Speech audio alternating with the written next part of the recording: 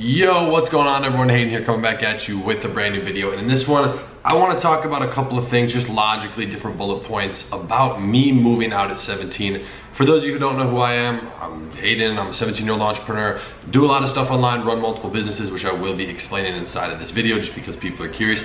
But I want to talk about how I moved out at 17. It made sense. It was the right time and right situation. I've wanted to do it for years. So I don't really think about age. I know a lot of people are like, holy crap, you're 17, bro, what? You do this and that.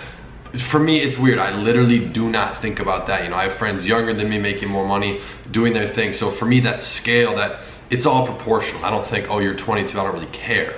So age to me isn't really a factor. It's just what are you doing, you know, what makes you happy. Just continue to focus on that. So I guess it's a little bit of a unique story, but I want to touch on the financial and logical end of things as well as a few other things. You know, my parents' school, because obviously legally as well, doing stuff underage, it can present problems. It's difficult. I will be turning 18 in a few weeks, so that's good. I moved out about 2 weeks ago, so pretty close to my 18th birthday, still did it underage, which was a goal of mine. So I want to kind of break this stuff down. I did move under Los Angeles into Orange County. Also going to be getting a place in LA, so always in between the two. LA is just, oh my goodness, like all the people, like you're driving on a road on a little side street, there's cars, people just flying in the G-Wagon at like 80, you think you're about to get hit. It's insane. I don't want to do it. I don't want my car to get hit.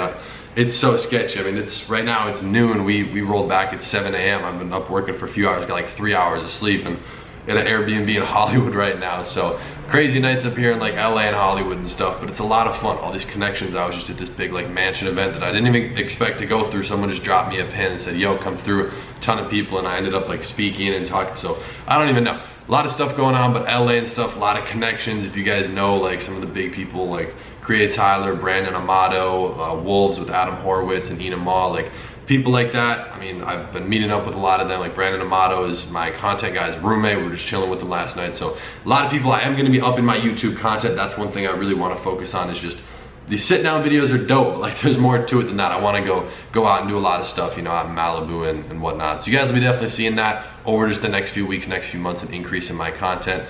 But moving out at 17, I'm gonna jump inside of my computer real quick just to kind of break this down. But let's start off with the financial piece. That's what I want to focus on, because that's definitely what people are curious about. Not only how much it costs, how much I expected to spend, how much I still expect to spend, but also kind of what I make and what I do to make that. Because, you know, if I'm just working one job or have one income stream, I didn't feel comfortable doing it, which is why I didn't do it many months ago. So there's a lot of stuff that goes into it. Let's jump inside of my computer and start going through that.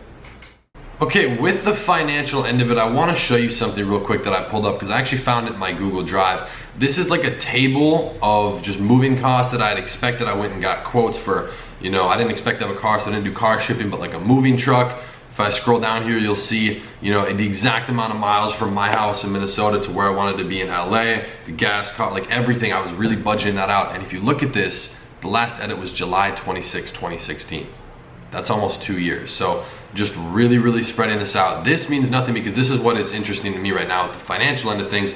I did not look at my bank account. I did not have to budget. I did not have to think about the money. And I think that is the best position you want to move out in. So once you're in that situation where it really doesn't matter, it's like, sure, you know? So I'm glad that I was in that position because it gives me the ability to then go do the things I want and scale and just focus on the business. So didn't really have to be, and still don't obviously have to be, scrounging for money trying to figure stuff out. So that's good. But let me touch on the multiple streams of income thing real quick, because I feel like a lot of people, you know, they get one job. That's cool. That's like 95% of people in the world. One job, one income stream. I still don't really understand how they're comfortable living, supporting a family. What happens if you get fired? What happens if the company goes under? What happens if your one income stream goes away? Your money goes away. So for me, I did not just have one income stream. I was diversified enough, but I don't want, I know a lot of you guys may be getting started in entrepreneurship. I don't want that to mean to you guys, go do multiple things. Focus on one specific thing. I learned something, I mastered it, I automated it, so still making the same amount of money and growing, which is a key, and I was able to remove my time and then go to something else. So constantly just attacking these different industries and building multiple streams of income. I probably have like 6 or 7 different streams, probably 2 to 3, maybe 3 to 4 main ones that can like support most of my lifestyle. So a cumulative, I have a multi 6-figure income. I'm pushing up into 7 now, so wasn't too worried about that. I think my personal expenses every month are probably gonna clock in somewhere around 8 to 10,000. Oh, doors open, some car just ripped down the street in Hollywood. But yeah, I think that'll end up being around somewhere like 8 to 10,000. It depends on the place you move into, and I'm gonna have, you know, a place in Orange County as well as probably a house in Hollywood. So we'll see kind of what happens with that. The business expenses is what I'm more so focused on. Pretty much all the money I've spent and continue to spend is on business expenses. So it's, you know, I never really spent money, never all the designer stuff. So most of the money I have is either put away and into investments, or just, well, I guess reinvested, which is a business expense. All sorts of stuff, traveling, meeting people. So that was the financial end of things. Now, for those of you who are like, oh, he does stuff online, talk about this, this and that, no proof, shut the fuck up. It's not daddy's money, it's whatever. I run multiple businesses. I do e-commerce, affiliate marketing, and software. That's the primary main three things. I've broken this down in other videos, what those subcategories under that are. Even making this YouTube video, YouTube ad revenue. I made a video talking about that. I showed the screenshot, like, you know, so there's a lot of different income streams with different stuff that you guys will definitely be seeing, but that's the financial end of it. So I was diversified enough, I feel extremely comfortable, but not to the point where it's like I'm comfortable, I'm just chilling. It's like I'm pushing so hard, I feel like I'm broke, and I really don't want that to come off as like douchey or whatever, but it's because I see the potential, I see how much money people are actually making. You know, when I roll up in my little Beamer to a nice house and there's like 2 Paganis outside, like just people making retarded money, hundreds of millions of dollars, and they're, you know, one of their 30 mansions before they go hop on their jet for a week in Cabo. It's like, you know, still flying commercial here. So you see the levels to it, you see the potential with what you're doing and the scalability. For me, it's like, I don't just want to be like an insane dropshipper. Like, sure, we're scaling that. I want to get that to a multi 7-figure a month income by the end of the year. Revenue, I mean, with the team and how I explain how I automate that. However, using that money to then scale into other businesses. So like software, that stuff I wanted to get into, need money to do so. It's not exactly free to, and you know, hire all these developers, buy equity, and I prefer right now taking smaller equity chunks inside of these companies, because then my time isn't really in. I'm just buying into something I know is gonna work. I can help them with the marketing, the branding, remove my time.